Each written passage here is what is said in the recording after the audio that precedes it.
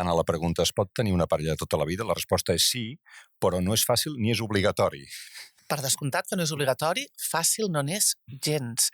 Parella a llarg termini. En el món en el que vivim, en el que, a més, fixeu-vos que no només hi ha aquesta diferència en la supervivència, en referència a l'Antoni o a l'Alba o a la Raquel de fa 200 anys, que haguessin triat una parella. En primer lloc, la nostra expectativa de supervivència hagués estat diferent.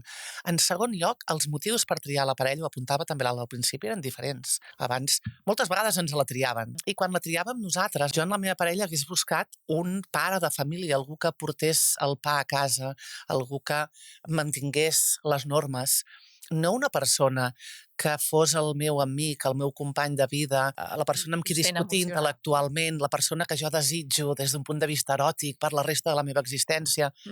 Això no passava. Per tant, estem davant d'un canvi cultural. Brutal, en el que les demandes sobre la parella són més que mai, perquè vull que tu siguis tot. Vull que siguis l'amic, l'amant, el bon pare, el treballador incansable, que et mantinguis físicament guapíssim. A la vegada, la supervivència és més llarga que mai. A la vegada, les possibilitats d'infidelitat són més àmplies que mai, també, perquè vivim en aquest món en el que tinc dret a ser feliç, tinc dret a explorar, tinc dret a veure quines són les meves pròpies passions. Per tant, triem la parella amb unes demandes que abans no havien existit, la supervivència és més llarga que mai i pretenem que això funcioni d'una manera màgica.